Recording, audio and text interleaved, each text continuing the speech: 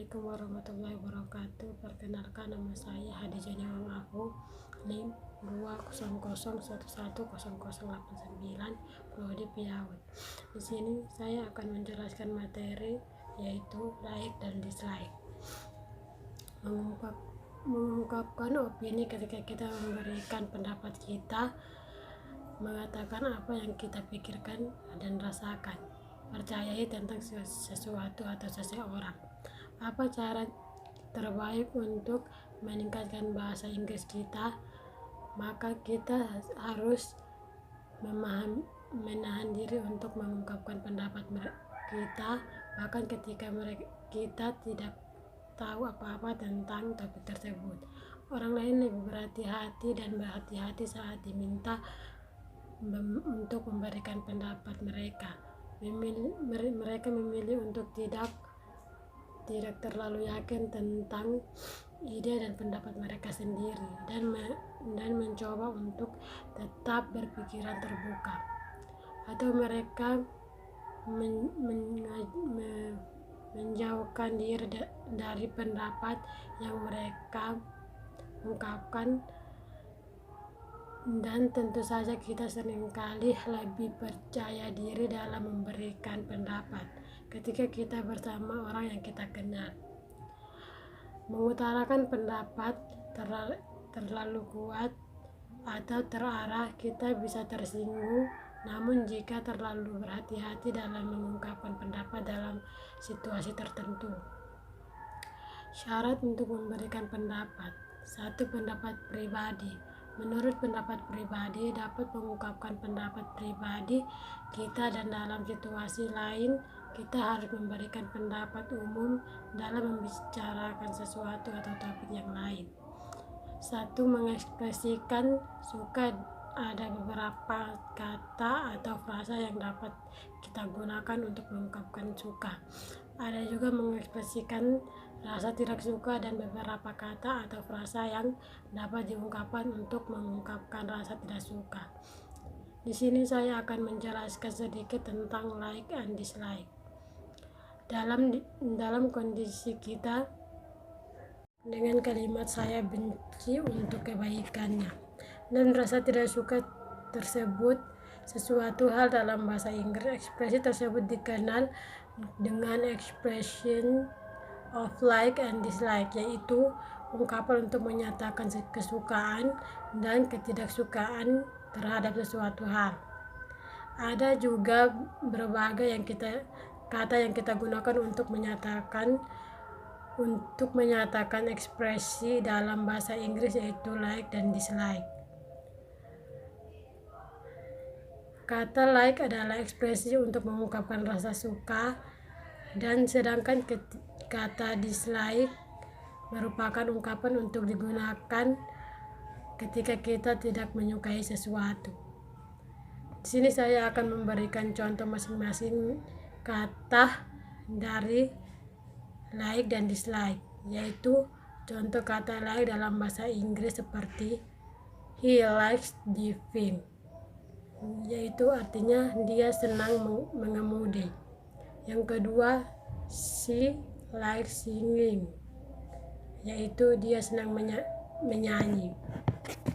Contoh kata dislike atau tidak suka, yaitu contoh 1, I don't di Korea drums, yaitu saya tidak suka drama Korea. Yang kedua, I can't spell kids, atau aku tidak tahan atau tidak suka dengan anak manja. Selanjutnya adalah getting information atau mendapatkan informasi. Dalam kehidupan kita sehari-hari, banyak hal ketika kita tidak tahu di dunia ini tentang masalah kami, yaitu dengan mempelajari atau mengajukan pertanyaan manusia seperti orang lain yang selalu ingin tahu dan yang selalu ingin mengembangkan. Itu adalah pengiriman yang normal, menyampaikan informasi kepada seseorang tahu bagaimana membedakan mana yang sedang bicara. Sedangkan saat kita ingin berbicara dengan rekan kerja kita, orang yang lebih muda daripada kita dapat mengungkapkan informasi simple lagi. Ekspresi untuk bertanya kepada seseorang informasi, skill asking for information, sementara itu memberikan informasi adalah ekspresi yang digunakan untuk mengekspresikan penyampaian informasi. Cara bagaimana kita meminta atau membicarakan informasi, yaitu 1. Meminta dan memberikan informasi dalam bahasa normal dan formal melalui telepon. Yang kedua, bertanya dan memberi uraian secara formal dan informal. Cara untuk menanyakan arah, yaitu orang-orang di jalan sering bertanya kepada orang-orang asing arah untuk informasi tentang transportasi publik, bus, dan lain-lain. Jika kamu ingin mendalam lebih jauh untuk menjadi lebih fasih dalam mengungkapkan bahasa Inggris, ada baiknya jika mengerti beberapa kalimat ungkapan yang akan menjadi kata kunci untuk berkomunikasi antara kamu dan orang lain untuk mendapatkan informasi.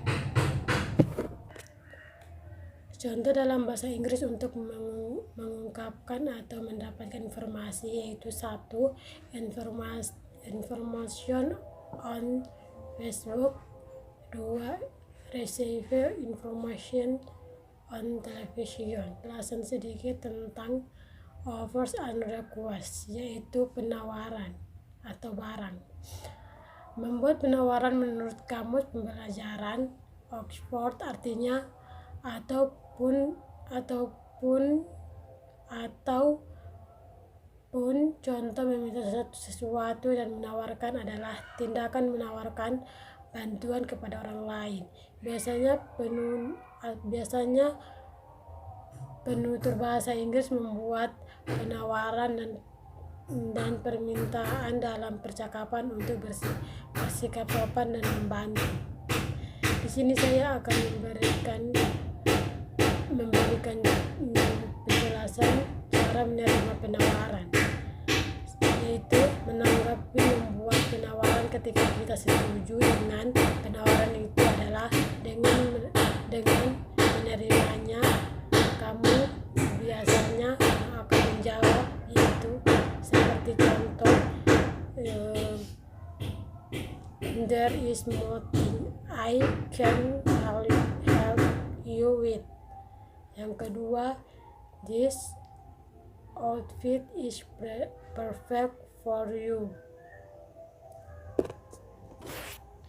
Dan ada juga contoh untuk menolak tawaran. Di sini saya akan menjelaskan sedikit, yaitu cara menolak tawaran yang tidak kita setujui, yaitu biasanya kami tidak selalu menerima semua tawaran yang datang kepada kami. Terkadang kami menolak beberapa tawaran jika tidak sesuai dengan kemauan kami atau tidak termasuk dengan kategori dari kami.